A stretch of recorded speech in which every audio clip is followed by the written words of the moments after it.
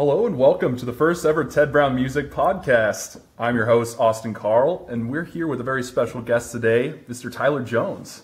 How you doing, buddy? Dude, it's great to see you. It's great to see you too. Like, in the real world, I know, in real like, life. you know, we're humans right now. Yeah, we're properly distanced, so it's nice to just see somebody's face without a mask on, so that's nice. Yeah. Gosh. So tell me about your year so far. Like, what sort of things are you doing to reach out to your students and make this virtual learning, you know, something special? Sure, yeah. Dare I say. Okay, so I teach both band and choir with my colleague Jeremy Fries here at West Valley High School, and it's been such a fun team and building an environment where, you know, hopefully kids want to stay around and be a part of it, even through this process. So I think just like everybody in the whole, probably in the whole nation right now, are experiencing a drop in numbers. And yeah. I totally relate to that. I mean, we're not, you know, an anomaly that's separate from that, you know.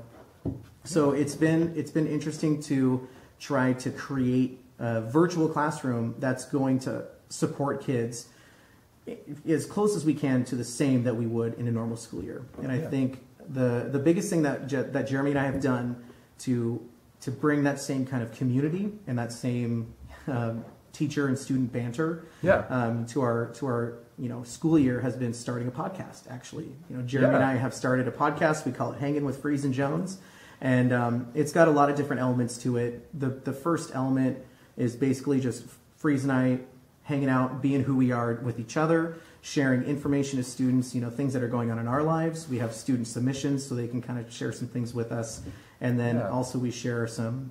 We have music segments where we have formal works of. You know, we started with symphonies and we have like choirs and bands and all this. Just there's so much music out there that kids should be listening to under the umbrella of what we do in band and choir. And so there's segments for that, and also segments for our guests to come in and bring something that they like to share, or just another genre of music that we don't do in high school music classes. And so it's been a lot of fun putting something together that, you know, 2 months ago I never would have thought would be going on. But our students are really digging it, and our staff members, the ones we've had on as guests, and you were actually one of our guests as well, have really enjoyed it. And it's been such a blessing because it's work for Jeremy and I to do, but it's for the kids, and the kids are loving it. And even if it helps one kid have a closer experience to that friendly relationship, them knowing who Jeremy and I are, makes it totally worth it. So yeah, and that's what it's all about these days. You know, a big topic of conversation across the country is just social emotional learning. Absolutely. And when I come in and I'm just coming in for a visitor to drop something by, and I hear you on the phone talking to your students and they're reaching out, that sort of stuff really excites me, because that's what it's about. You know, it's first and foremost, you know, reaching out to those kids and teaching them the same love of music that you have. Right. Given like the new like OSPI sort of guidelines that are coming out, we kind of ran into that issue of you know, we saw that, you know, it's either going to be percussion or we're either going to see strings in class, and everything else kind of got the kibosh. So I think it was just last Wednesday, Chris Reichtel, the superintendent of public instruction for Washington, just was he made a statement about how they're going to be looking at this more closely through the Colorado study, which is something that we'll touch on a little bit later. Going back just a few weeks, we actually had an opportunity to get some students actually trying out, whether it was on a flute head joint or, you know, just buzzing on a mouthpiece. We had the opportunity to have students come up. Like, how did you get that together? I know Megan Lai did a lot of work to make. So Megan Lai is our middle school band director. And she is probably one of the hardest working people that I know in the world of getting students started in playing instruments. What she has done was incredible. And, you know, it's basically our instrument testing days, where we normally have a bunch of instruments here. Kids can come in and just play them and see what they want to play. We weren't able to do that on campus this year. And, you know, she was really passionate about still getting instruments in kids' hands. And so she reached out to Ted Brown and set up another instrument testing site, but at Ted Brown. And it was really, really cool because everything was on separate independent tables and it was all outside, which is really, really nice because people can come in and like come to the front of the store, test out an instrument, and then they can go inside with the proper precautions of however many limit you guys have in the store. Yeah. And we're following all the protocols. And so what Megan was able to do using a bunch of different sanitizing agents, a bunch of different mouthpieces, and several plastic reeds for clarinets, they were able to go through a rotation of having the instrument, the physical instrument, completely sanitized. And so there was people there who were doing the testing. There would be one person sanitizing the instrument, cleaning the mouthpiece, and then if another kid came by, they would rotate that instrument. So the instrument they were just playing, that now goes and gets sanitized. So there's always a rotation of instruments to where kids are using hand sanitizer, they have their mask, and they're able to continue testing that instrument out under the similar way we would normally. But have that experience of actually holding the instrument, seeing what kind of sounds they can make, and then literally right there, go to Ted Brown and get an instrument. I thought it was such a great thing for you guys to host that for us. And honestly, that was such an awesome experience because I wasn't completely sure how it was going to go. Right. I know Megan Lai, she set up basically a sign-up genius and had everyone come in every 15 minutes or so, and everything just seemed to flow, and it was really cool to have the opportunity to see some of the kids' faces. Right. Because that to me makes my job so worth it. Yeah. I'm the guy that goes out and has that opportunity to hear those first notes out of a horn, and I swear, like, I have the same face every time I just hear, you know, a new trombonist blowing their brains out. I was just gonna say, one of the funniest things is seeing a kid like, when you're like, more air, 10 times more air, tighten your corners, and it's like, bah, and they get that sound, there and it is. Their face just lights up, and they're like, whoa, that was a crazy experience, you know, because they've never done that before, and so they're not only just making a sound, they're like feeling the resonance in their face and feeling that vibration going on, and they're like, whoa, that was cool. Yeah. That's such a funny and very cool moment to watch happen. I guess the big topic of conversation is those guidelines that are coming forth and what they entail. You know, we hear, you know, like the 6-foot distance, and now we're seeing performance masks and bell covers, and even bags for some of the woodwinds. Right. I think those are going to be instrumental in getting band back. There it is. It's going to prove instrumental. Yeah. To getting band going in class again. Absolutely. Yeah. But it's good that we're coming back now with like most of the information that's coming out from the University of Colorado, and it's so vitally important that our state and our local, or like our county health departments take that science and that research into account when they're making rules and regulations for not only all of our programs, but all the things that affects, right? Like the businesses and the companies that rely on school music programs to keep going. You know, that's going to be a huge part of moving things forward, is making sure that those guidelines and the suggestions that they make are based on the research that's coming out from the University of Colorado. Yeah, most definitely. Yeah. It seems like we have a new update every day. There's so much information floating out in that ether. Like I think the big thing is just taking the fear aspect out of this, and you know, what does the data show? And the data is showing that with these performance masks and these bell coverings and these bags, they're going to be working, especially in controlled environments, and it's still an ongoing peer-reviewed study.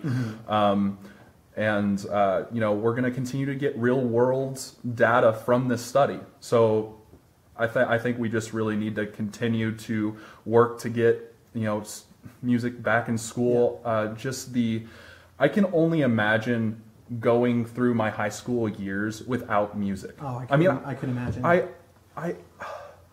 Like that's the thing, because I remember spending 4, 5, 6 hours in different ensembles and practicing, and it was such a huge part of my personal life. And for those kids out there that, you know, aren't getting that same experience, it it makes me kind of hurt inside a little bit. Totally. You know, Yeah. but that also brings us back to this is our passion. Yeah. Is getting students, you know, playing horns and achieving excellence. Right. And sometimes, like, you know, you see a student and you start off and you're like, oh, like he's really struggling. Right. And you work with him, and then by the end of the season, you just see like this like grown, like adult human being. Yes.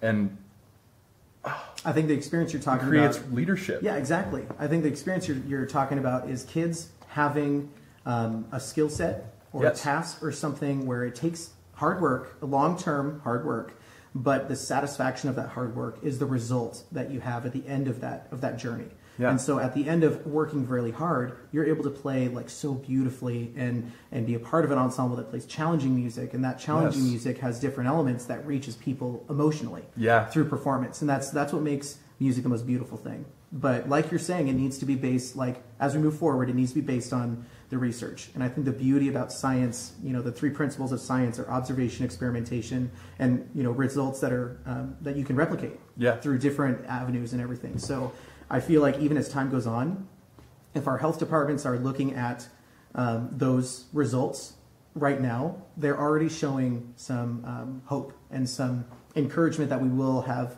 music back in schools when we Yes. return.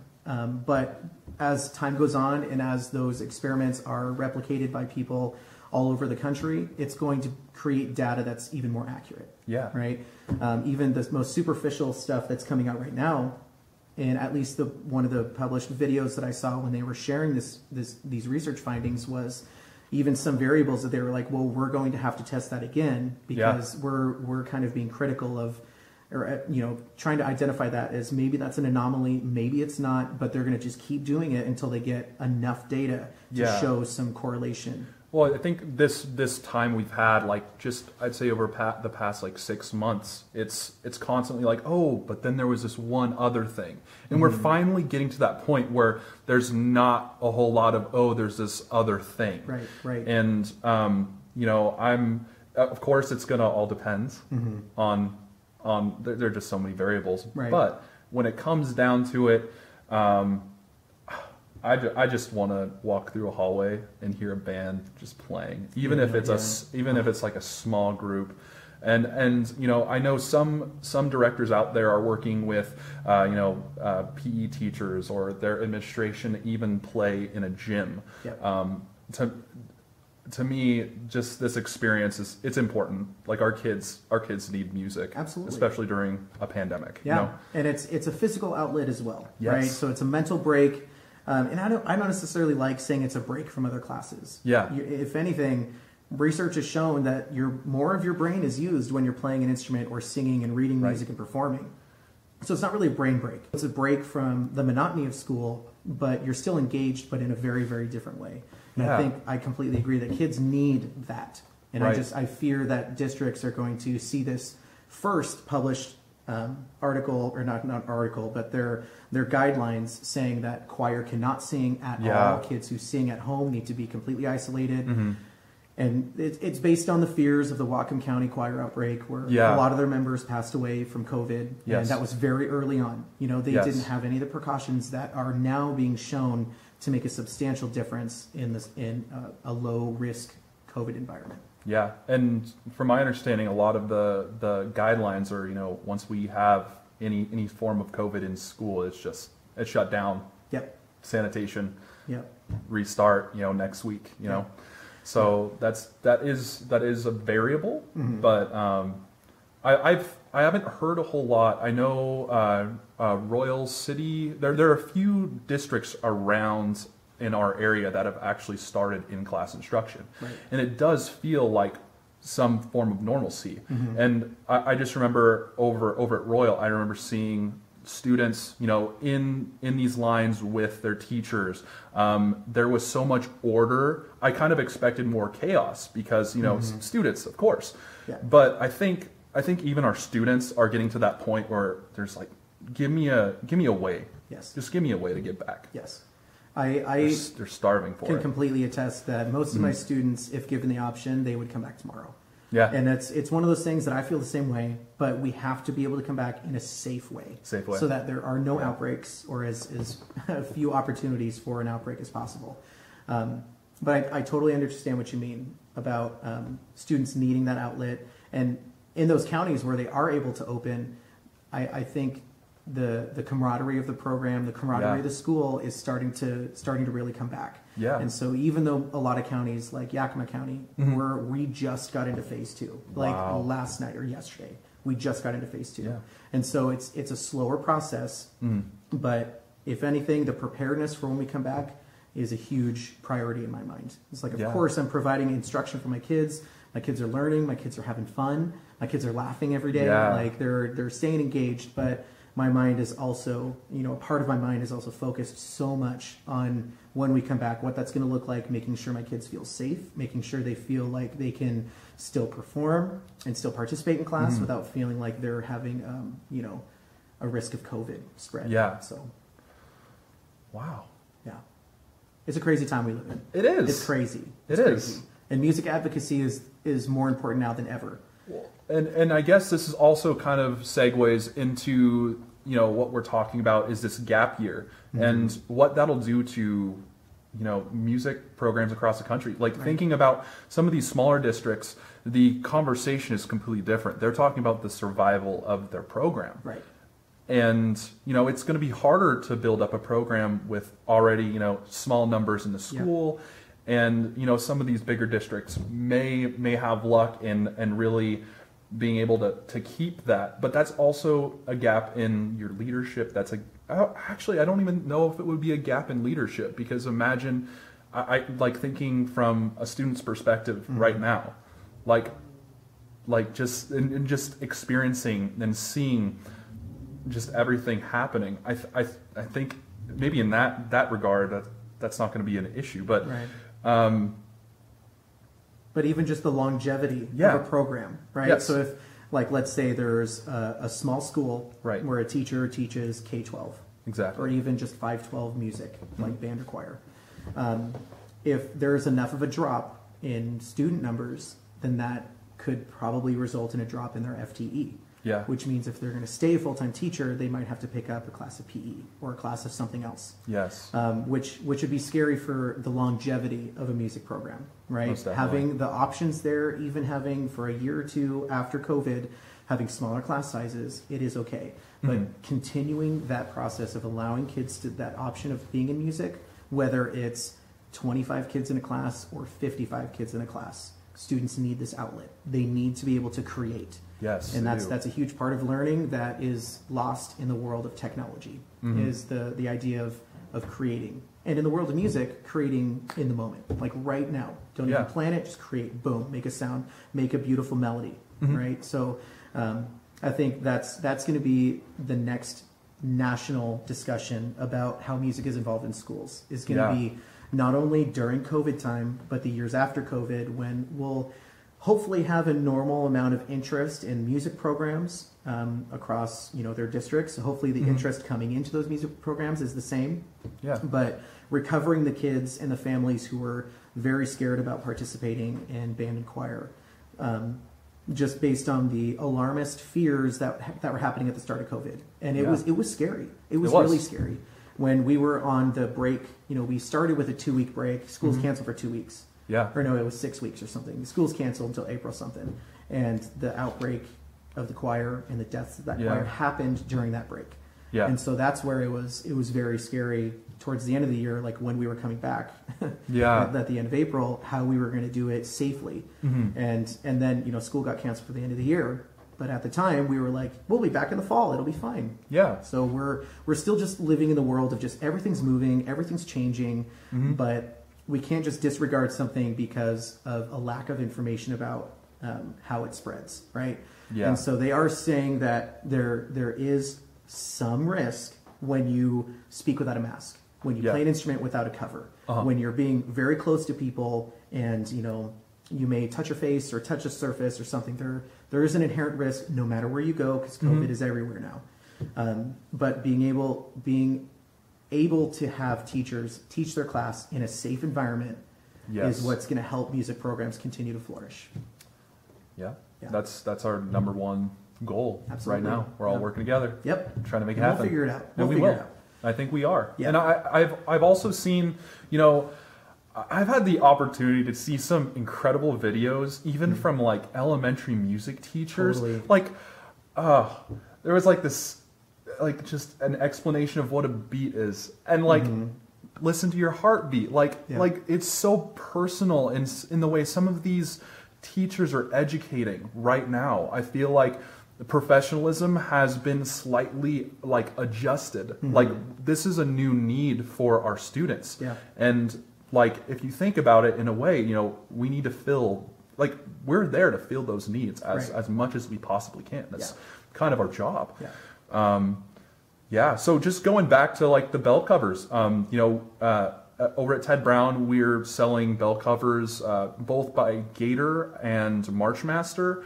And you know, if your district is out there and they're saying, hey, we're getting back to in-class instruction, and there is that talk of getting band back in school, that's going to be a necessity to really move forward. And I even see some ways to possibly even make your own. Yeah. So, you know, I would just say it's not the end of the world. Right. And we've learned a lot. Yes. And we just need to keep moving forward. If anything, I feel more hopeful. Yes. And like the future is promising for the return to school and having music in school than I am scared. You know, we talked for a minute or two about how it is kind of a scary time and there's risk. There's always going to be risk, especially when COVID's everywhere. Yeah. But given the research and given everything that's out there that's showing that it can be done well, I feel a lot more hopeful that we'll be able to get back to normal at some point sooner than later. Yeah. And, you know, you talk about the instrument covers. When that was first brought up, I remember being skeptical about it. But, you know, based on the research, it's showing that it helps significantly, especially for some particular directional instruments. It helps immensely. I mean, they even have special cameras that can actually detect where your aerosol is going and how it's spreading. Yeah. And when you actually see the physical, the aerosol like not even coming out when you have that, you know, you have a mask on and you have that instrument mask on. It's basically like if you were going to go to, you know, a supermarket and, you know, you're just keeping distanced. And like, to me, I'm just used to just going out. I don't think, oh, you know, COVID. Like as long as I have my mask on and I'm out there and I'm, you know, not touching my face and I'm just being thoughtful, you know, we can, that's just the big, I don't know. I'm just excited to get back. Me too. And I think honestly, a lot of people are experiencing this, but they don't know how to say it, is experiencing live music in person. Oh, there's a different brilliance and resonance to sound that you don't even experience. Like, you know, of course, one of my big interests has always been drum corps. And to me, like when I watch an incredible show on YouTube, I'm like, yeah, that was good. Yeah, yeah. But when you hear it live, it's not, like you're not hearing it, you're not seeing it, you're experiencing feeling it. It like you can feel the vibration like through your body. Totally. Like music is an incredible. And even the same thing with choir.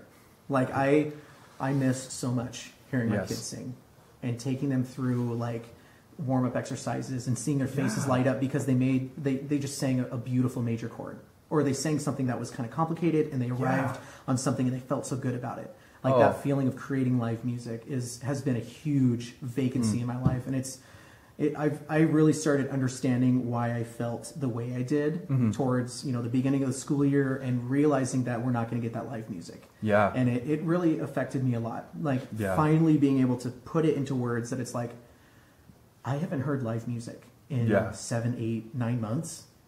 Well, how long has it been? 7 months? And think about the time we're usually, what we're doing right now is getting ready for marching competitions.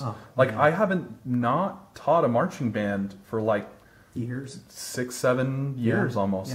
That's crazy to think about. Time. And it's not something that I even gave much thought to, because it was just like, oh, this is a perennial thing that happens every year. And now it's, you know, of course, like there have been times where it's like, yeah, it's nice to have this time. Yes. But also, like, to me, it's like it's like a shift from work and a shift from, you know, like the business side of things and getting back to, you know, like there's one thing that, you know, just like our slogan, your music is our passion. Yeah.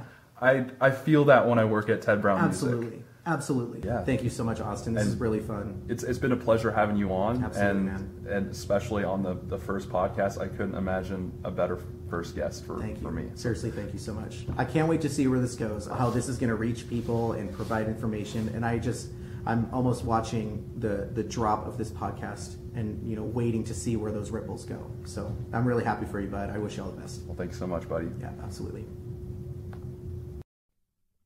You've been listening to the TBM podcast, where your music is our passion. Thank you for tuning in and have a great rest of your day.